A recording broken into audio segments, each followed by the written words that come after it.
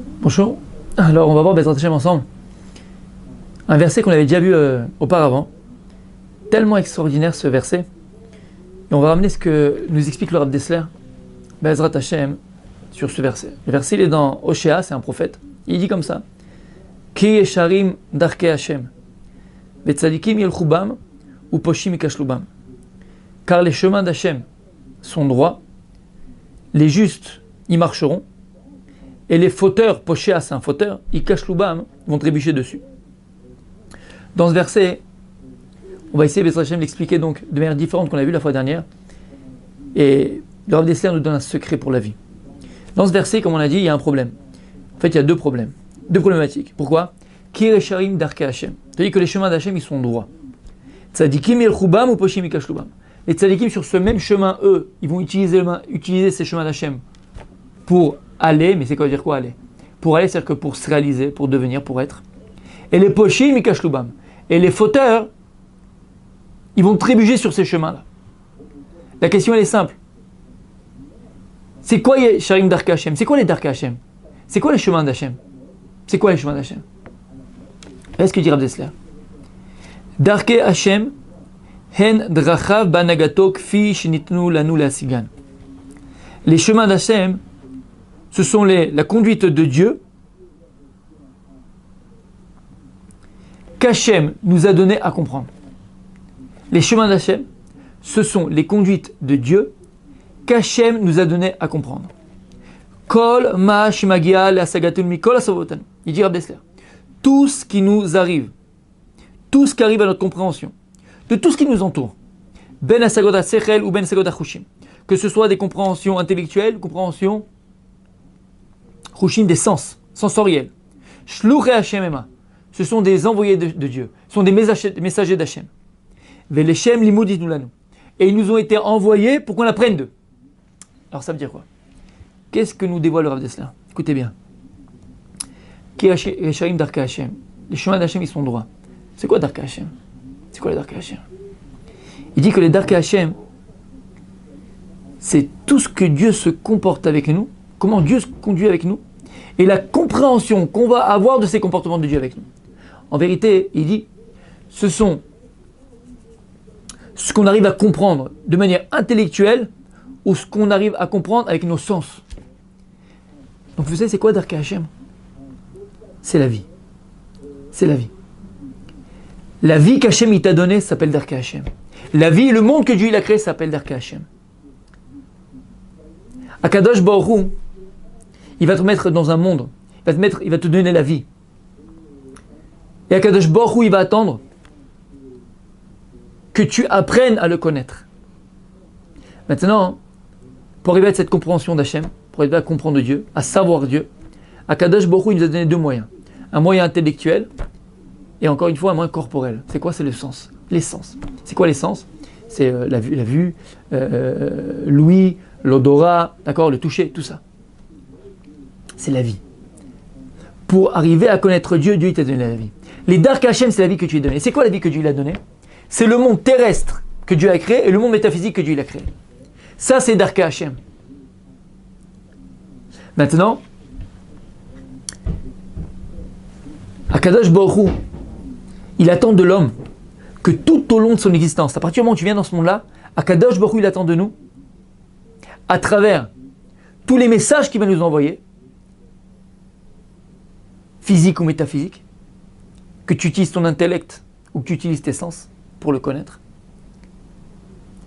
dans le but d'arriver au Emet, d'arriver à cette vérité, d'arriver à Dieu. Maintenant, pour cela, Dieu, comme on a dit, il a donné la vie. Et c'est quoi la vie? Tu peux arriver à connaître Dieu à travers la vie que Dieu t'a donnée, à travers le monde que Dieu a créé, à travers la matière. Kadosh Baruch Hu, il a créé un monde tellement extraordinaire, tellement beau, tellement grand, tellement fort. L'homme, il se doit d'apprendre de tout ce qui lui entoure. Mikol asavotan. Et il dit Rav Dessler, pourquoi? Parce qu'en réalité, la vie qu'Hachem t'a donnée et tout ce que tu vas vivre dans ta vie, ce sont des shluchei Hashem, ce sont des messages d'Hachem. C'est-à-dire, si maintenant, par exemple, tu prends le TGV et pour la première fois, tu passes devant comment on appelle ça? Un barrage électrique. Tu n'as jamais vu de ta vie un barrage électrique. Tu n'as jamais vu de ta vie un barrage électrique. Ok? Si toi tu viens et tu passes dans le barrage électrique, c'est parce que Kadosh Baruch Hu, il veut que tu apprennes du barrage électrique. Un juif se doit d'apprendre de tout ce qui l'entoure. Parce que tout ce qui t'entoure a été confectionné pour toi comme des messages d'Hachem. Pour que tu apprennes de ces choses-là et que tu apprennes à connaître Dieu. Même dans la nature, on peut apprendre de tout. Et c'est pour ça qu'Akadosh Baruch Hu, il a créé un homme avec des sens. Pourquoi Akadosh Baruch Hu ne nous a pas créé comme une table? C'est-à-dire que tu as une table, mais qui existe. La table elle existe, puisqu'elle est là. Ok? Mais elle n'a pas de sens, parce qu'elle n'a pas de neshama, elle n'a pas d'âme. Elle ne vit pas, la table. Elle existe, mais elle ne vit pas. Pourquoi Akadosh Baruch Hu, il n'a pas créé l'homme comme une table? C'est-à-dire que tu existes sans vivre. Pourrait? Non, Akadosh Baruch Hu, il t'a créé avec des sens. Pourquoi Akadosh Baruch Hu, il a des sens? Pourquoi? Pour qu'on soit sensible. Sensible à quoi? À ce qui est extérieur à nous.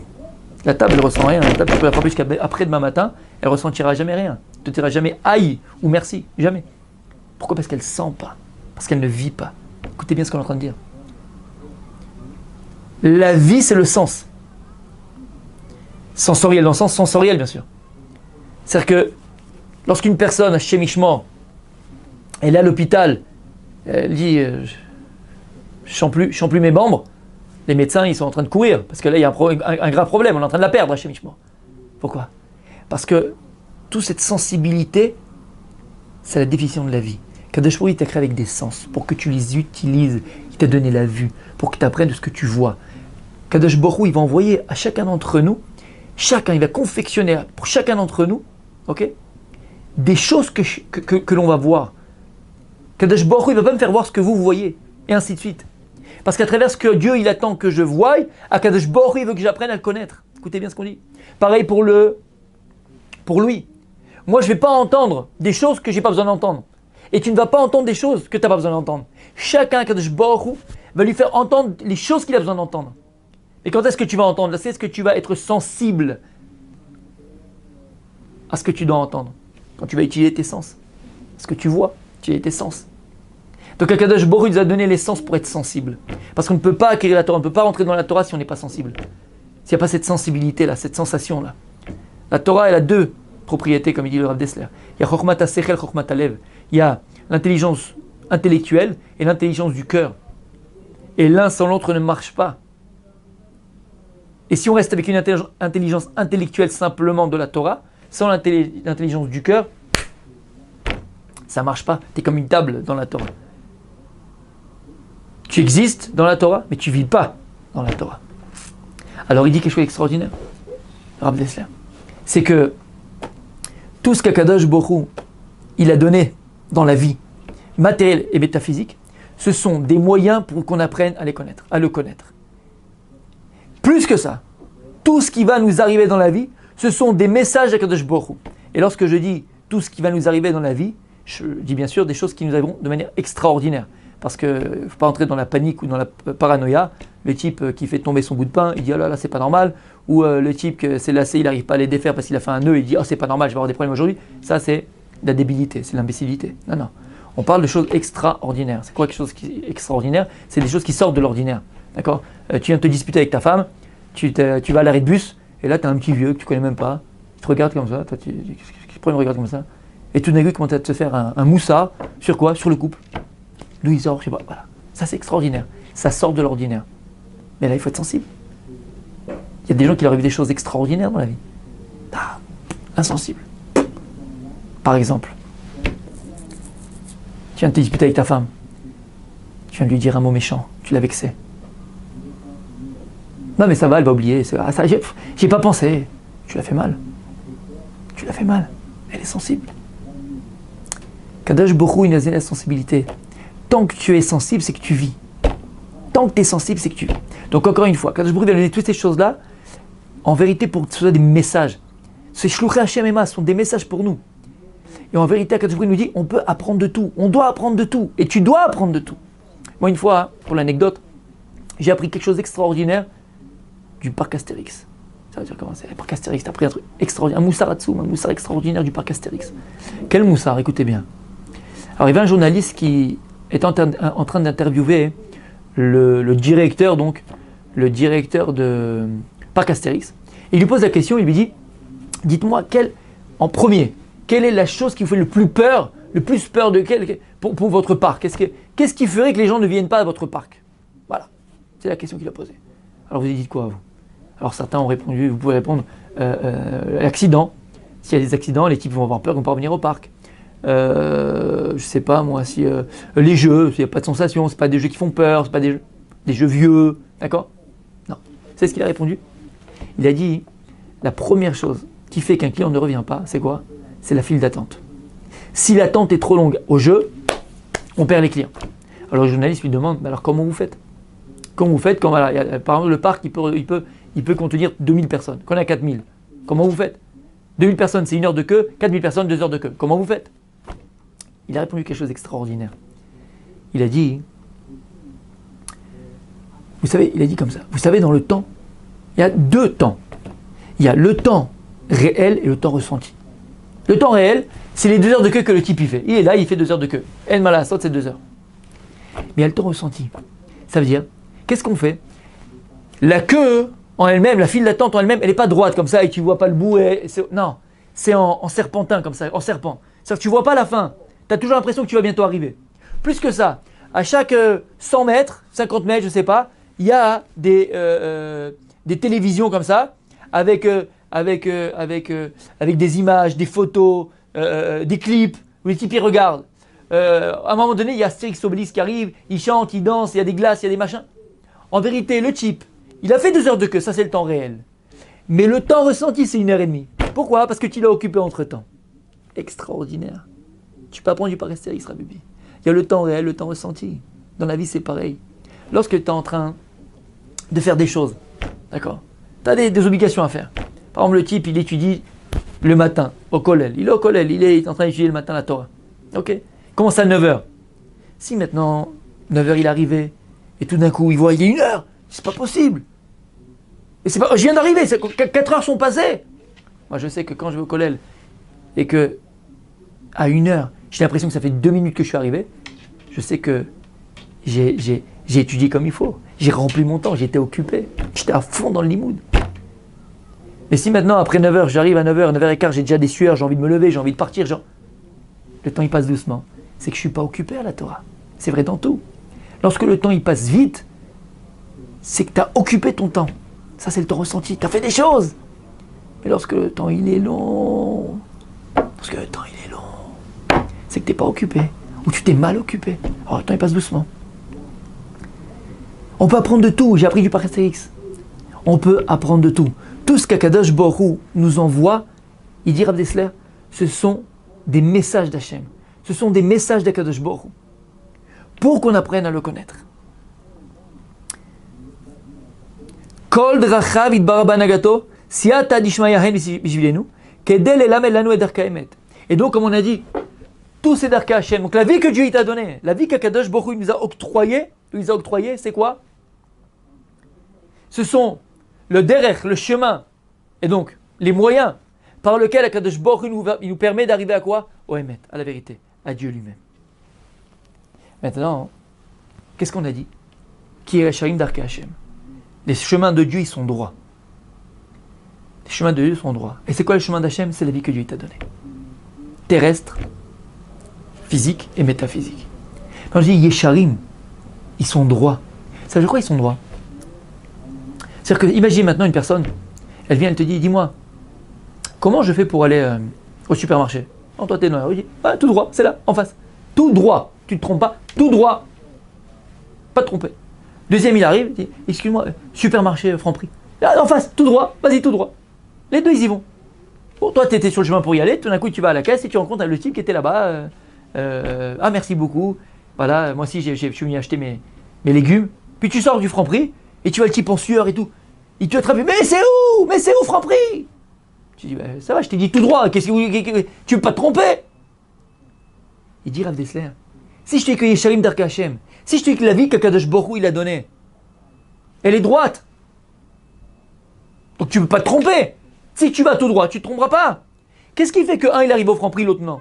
C'est que l'autre il a écouté ce que tu as, il est parti tout droit, et il est parti ni à droite ni à gauche, alors que l'autre, soit il est parti à droite, soit il est parti à gauche, soit il est parti dans l'autre sens, il s'est trompé de sens.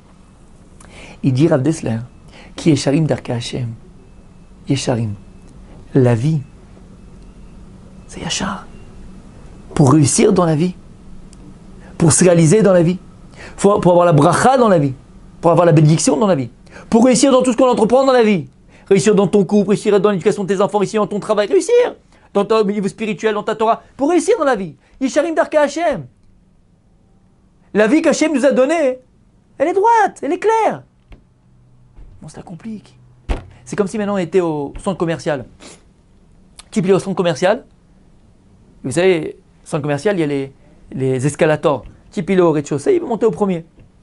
Il y a l'escalator, tu montes sur l'escalator. Alors qu'est-ce qu'ils font les gosses pour s'amuser? Ils prennent l'escalator à l'envers, ils s'amusent à descendre. La vie, c'est comme un escalator. Si tu montes sur l'escalator, tu arrives à bon port. Mais qu'est-ce qu'on fait, nous? Nous, on fait comme les gosses, comme les enfants. On va à contre-courant. Au lieu de monter, on descend. Et puis c'est fatigant parce que l'escalator, il monte, et puis tu es là, et tu penses faire des efforts, et tu comprends pas, ça va pas, ça marche pas. Et je me donne, j'essaye, mais j'arrive pas. Habibi, mais qu'est-ce que t'attends de la vie si tu la prends à contresens? Et Sharim Darka Hashem, la vie elle est simple, mais on se la complique.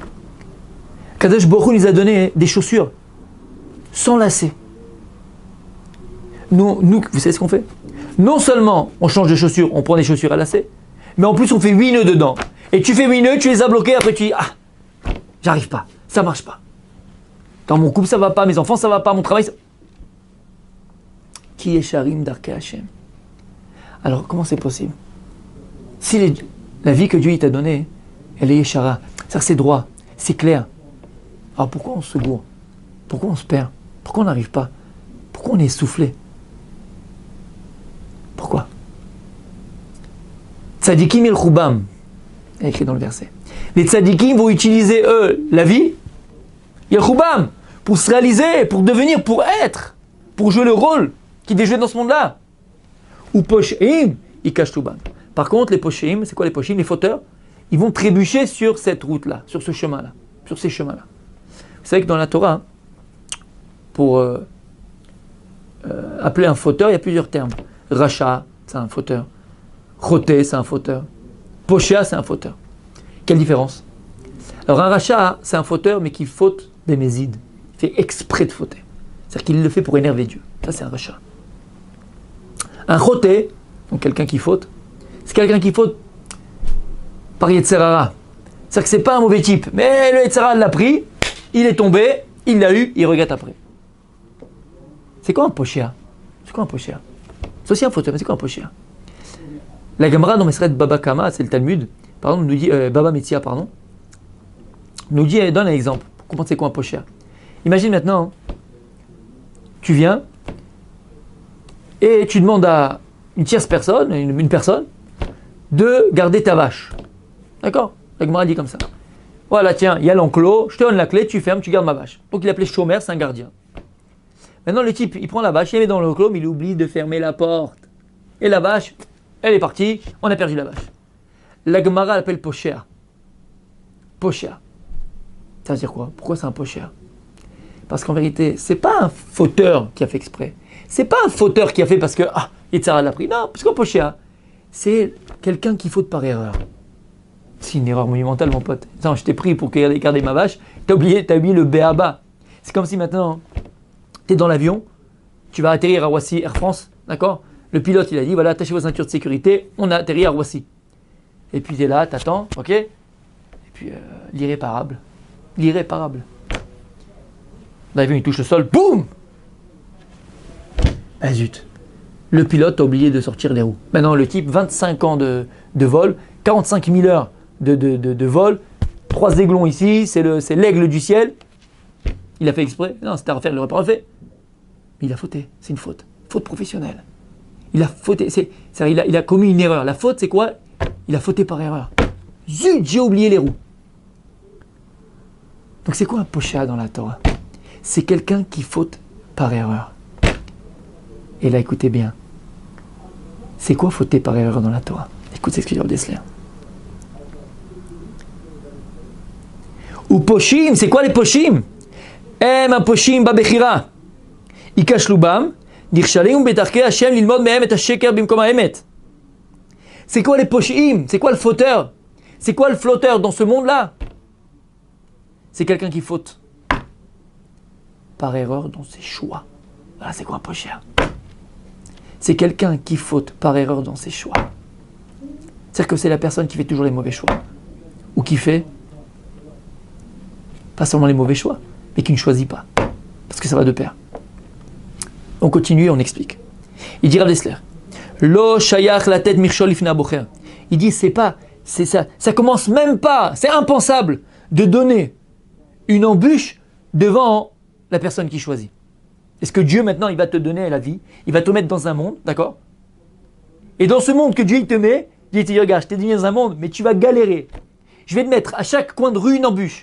Ta femme c'est une embûche, ton fils c'est une embûche, ta belle-mère, oui bon la belle-mère c'est une embûche, mais non je rigole. La belle-mère c'est une embûche, pour toi tout est une embûche. Est-ce que tu peux penser Dieu comme ça? C'est comme si maintenant, Kadosh Baruch Hu, l'Avdi, un père, le dimanche matin il se réveille tous ses gosses à 8h du matin, il dit les enfants, surprise, surprise. Les enfants ils se lèvent, ils se douchent, ils s'habillent, et surprise de papa, c'est extraordinaire. Tout le monde se douche, tout le monde se lève, et il dit allez, ce matin vous avez Toys R Us. Les enfants ils sont comme des fous, on va Toys R Us, ouais merci papa. Ils se lèvent tous les gosses. Et juste avant de rentrer à Toys R Us, le papier prend tous les enfants. Les enfants, 2 minutes. Écoutez-moi bien. Vous rentrez à Toys R Us, vous regardez, mais vous touchez à rien. Ce type, c'est un malade ce père. C'est un fou furieux. N'appelle pas tes enfants à Toys R Us quand tu leur dis qu'ils ne peuvent pas toucher. Tu vas les tuer. Est-ce qu'on peut penser Dieu comme ça? Et nous on penserait Dieu comme ça. Dieu il t'est mis dans un monde, il est Sharim Darka Hashem, dans un monde extraordinaire, où il a verdure, où c'est beau, où il fait beau, où il fait... La vie elle est belle. Kadosh Baruch Hu t'a donné un monde tellement beau, une vie tellement grande, et un potentiel tellement énorme, pour te dire attends, je te mets tous ces moyens là, mais attention mon gars, tu touches à rien. Tu regardes à la limite. Donc il dit, le Rav Dessler, c'est impossible de penser une seconde qu'Hachem, il t'a mis dans ta vie des embûches. Impossible. Kadosh Baruch Hu, il devait jamais d'embûches. Mais je galère. Alors comment c'est possible? Écoutez bien. Amirshol sheba bechira ou apshia chez la bocher. Extraordinaire. En vérité, l'embûche que tu vas retrouver dans ta vie, c'est quoi? C'est l'erreur que tu as commis dans tes choix. L'embûche que tu retrouveras dans ta vie, c'est l'erreur que tu as commis dans tes choix. Eh ouais. Des fois on dit, bon, je choisis, mais bon, c'est pas grave. Même si je me plante. Ah non, bébé. À chaque choix, alors quel choix on parle, attention. Bien expliquer ça. Quel choix on parle? On parle de choix existentiel, bien sûr. C'est quoi un choix existentiel? C'est un choix qui va déterminer mon existence, qui va engendrer ce que je vivrai demain. Pas en train de parler de choix, tu te lèves le matin et tu dis attends, je ferai une omelette ou un œuf à la coque. Même la vache Marguerite en Normandie, quand elle broute son herbe, elle se pose la même question. De quel côté je vais aller? Non, on ne parle pas de ces choix-là, c'est pas un choix, ça c'est un réflexe. On parle de choix existentiels, des véritables choix que je vais faire dans ma vie. Les choix que tu feras aujourd'hui, ce sont eux qui engendreront ton avenir. Ce que tu verras demain, tu le choisis aujourd'hui, tout simplement. Voilà. C'est tout simple. C'est tout simple. Et donc en vérité, les embûches que tu trouveras sur ton chemin, ce sont en vérité les mauvais choix que tu as pu faire dans ta vie. Mais les embûches, peut-être tu ne les vois pas tout de suite, mais dans 10 ans, dans 10 ans, dans 10 ans. Mais attends, quel rapport? Ah oui. Tu t'étais préparé cette embûche il y a 10 ans, mon pote. Je connais un garçon, vraie histoire, hein, c'est pas on m'a raconté, je connais un garçon, une bonne famille, bon, bonne famille. Et bon, il est parti faire ses études dans une université en Israël, ok. Et donc, université en Israël, il y a beaucoup de routinikim, de gens qui viennent de l'extérieur. Et il est tombé fou amoureux d'une brésilienne, une vraie brésilienne, parce qu'il y a des fécotes, mais c'est une vraie brésilienne. Et donc, bon, il n'y a pas de problème, on peut se marier avec une brésilienne, argentine, d'où tu veux. Mais le problème, c'est que c'est une vraie brésilienne, dans le sens où très olé olé, Hachem Ishmor, décolleté, c'était voilà la fille facile, Hachem Ishmor. Tu vois la fille, tu comprends ce qu'elle est. Mais c'est pas. Bon, une famille bien, une famille de. Il faut amoureux d'elle. Il a présenté à ses parents, à sa famille et tout, ils sont devenus fous, ses parents. Moi-même, je l'ai vu, je dis, mais Habibi, pourquoi tu rentres dans ça? Pourquoi tu rentres dans ça? Pourquoi tu rentres dans les problèmes? Pourquoi tu rentres dans les problèmes? Tu vois comment elle est. Encore une fois, c'est pas qu'on juge par rapport à l'extérieur. Tu vois le comportement de la fille, tu fais la... On passe la basse classe, quoi, la facilité. Bon, c'est d'accord, on va pas faire ici un topo de ce que c'était. D'accord, c'était clair. Sa mère est devenue folle, son père est devenu fou, il ne te marie pas avec elle, il voulait se marier avec elle. Il n'a rien voulu savoir, mais c'est elle, il tombe amoureux de ses midotes. Ses midotes extérieures et non pas intérieures, malheureusement. Et il s'est marié avec elle. Malheureusement, 2-3 ans après, je ne me rappelle plus exactement, 2 ans et demi après de mariage, ben c'est le divorce. Et puis Tipeee, là, il dit ouais, Dieu il m'aime pas, voilà, je divorce, c'est un gosse, comment, pourquoi? Ah, Bibi, mais c'était ton choix. Donc maintenant, le divorce que tu te manges, tu te l'as créé il y a 2 ans et demi. Ah ouais, mais tu voulais pas écouter. Tu passes plus intelligent que les autres. Et la main. T'as été pocha, mais Priratra. T'as été un fauteur dans ton choix. L'erreur que t'as commis dans ton choix, c'est ce qui t'a amené à l'embûche 2 ans et demi plus tard.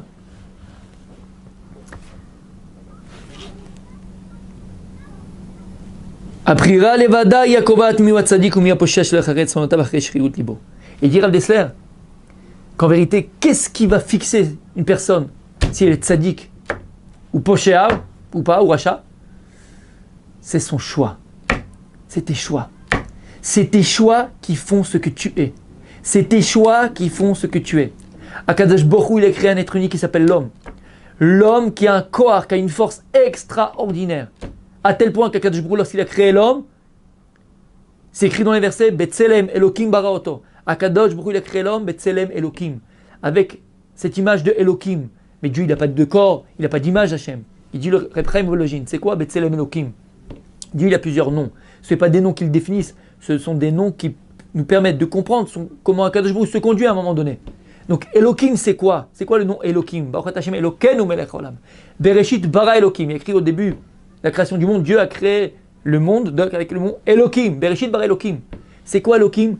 Baal hayecholet kulo. Takif. C'est la force et le pouvoir de créer. Takif, la force. Betselem Elokim baraoto. Lorsque Dieu a créé l'homme, il a dit que Dieu a créé l'homme à l'image d'Elokim. C'est qu'il a donné cette force de Elokim, cette force d'Elokim en nous. L'homme, il a la capacité, la possibilité de créer. De créer. On crée par la pensée, on crée par la parole, on crée par les actes. On a chacun de nous un potentiel énorme. Mais ce potentiel qui est en vérité quoi? Ma volonté. Et ma volonté qui vient d'où? Il dit Rav Dessler, de ma neshama. Parce qu'il dit Rav Dessler que la source des volontés de l'homme, c'est sa neshama, c'est son âme. D'accord? Elle est au départ en moi en potentiel. Maintenant, qu'est-ce qui va me permettre de passer du potentiel au réel? Qui s'appelle se réaliser? C'est les choix. C'est-à-dire que le passage de cette volonté intérieure à cette volonté extérieure, donc à cette réalité intérieure à ma réalité extérieure, le passage obligatoire, le péage, c'est quoi? C'est mes choix. Le choix, c'est ce qui va me permettre de quoi? De dévoiler ma volonté. Donc de me réaliser. Il y a un philosophe, je jouais beaucoup au poker, il s'appelait Descartes, qui disait « Je pense donc je suis ». C'est vrai et c'est pas vrai. Il y a beaucoup de vrai dans ce qu'il dit, mais c'est pas tout à fait vrai. La Torah, elle te dit autre chose. Je choisis donc je suis. Plus tu choisis, plus tu es.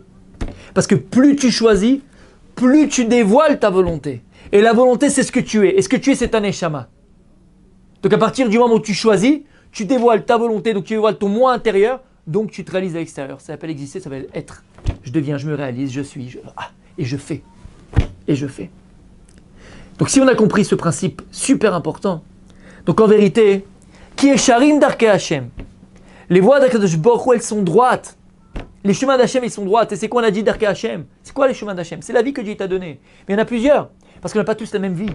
Toi, tu es né à Paris, l'autre est né à Marseille, l'autre il est né en Inde, l'autre il est né en Argentine, l'autre il est né à Sarcelles, l'autre il est né en Israël.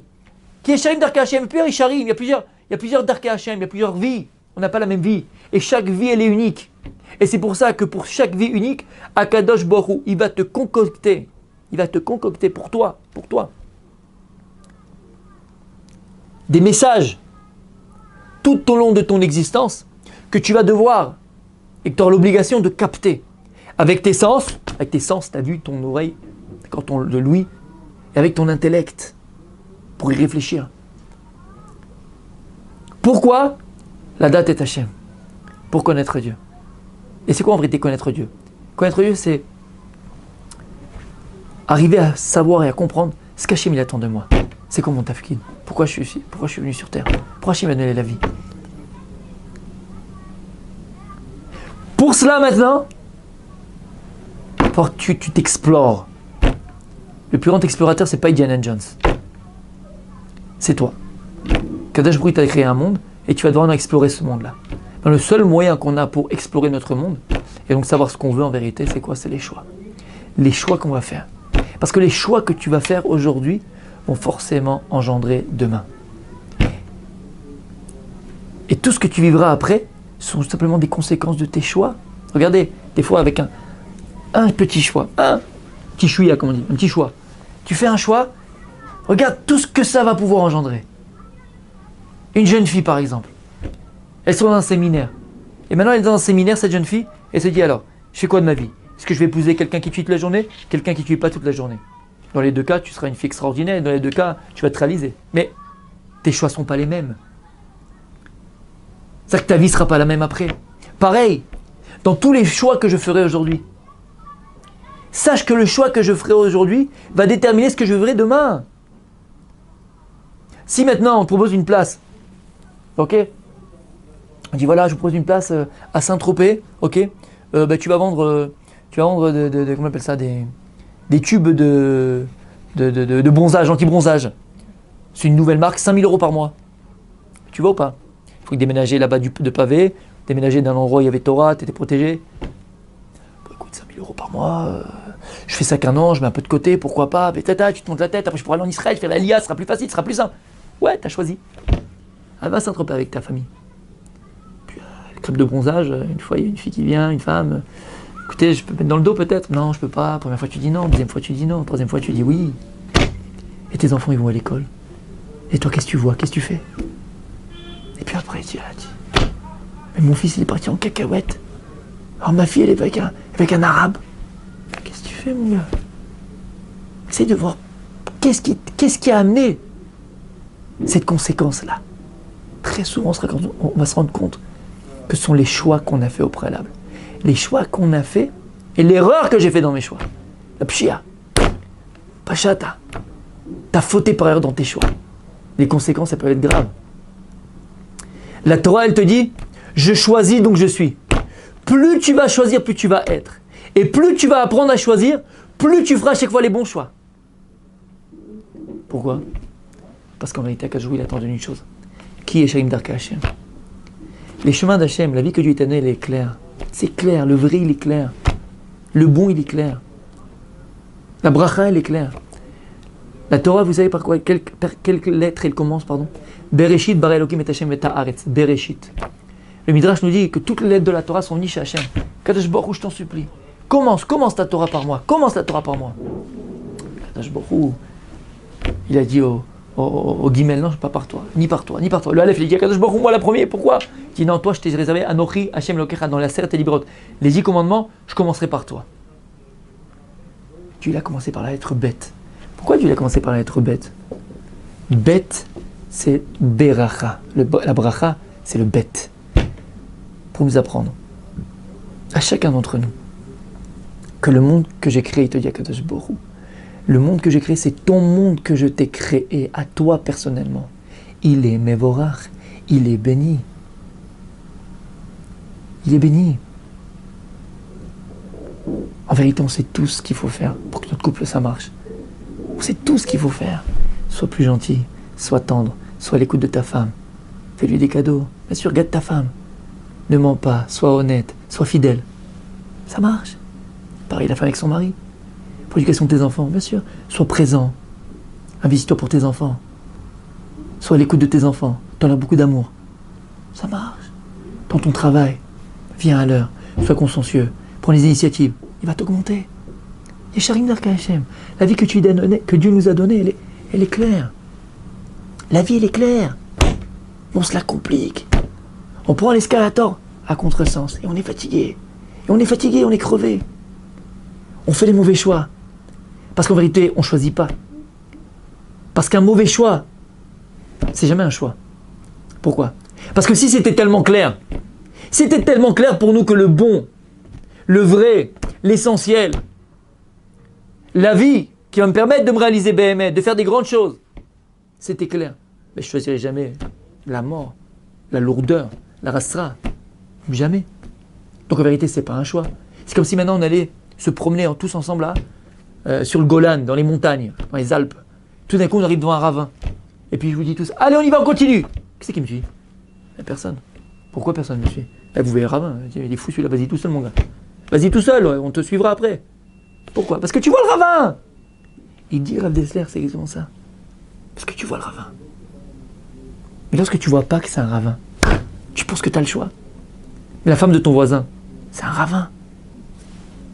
Si tu vois pas que c'est un ravin, tu tombes dedans. Le malabar là, chewing-gum, pas cachère, c'est un ravin. Et tu vois pas que c'est un ravin, tu tombes dedans. Faire du phoning et vendre des choses qui n'existent pas, ça s'appelle voler en français.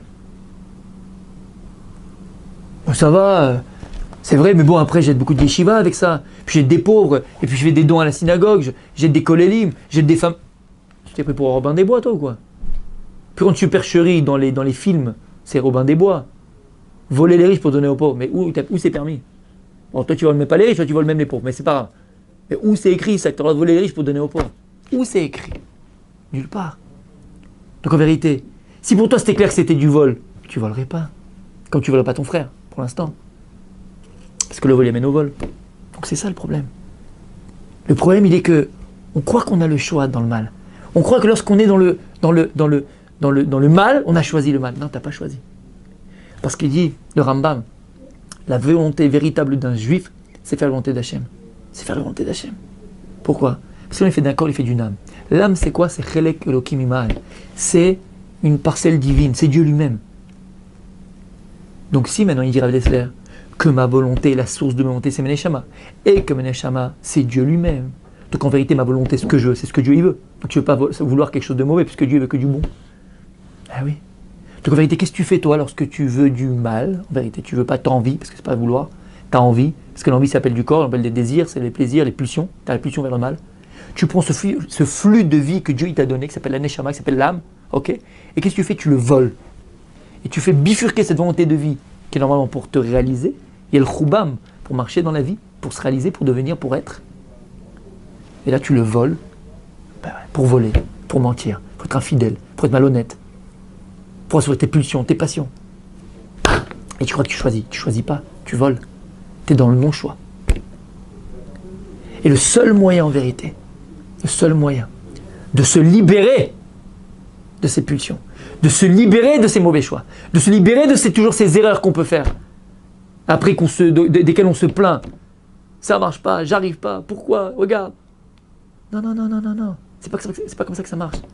Le seul moyen de se libérer, c'est de choisir Behemet. Tu n'as de personne qui est libre que celui qui étudie la Torah, qui s'occupe de la Torah. Pourquoi? Parce que la Torah, elle va te donner une nouvelle dimension de toi. La Torah, elle va te donner une nouvelle vision de toi.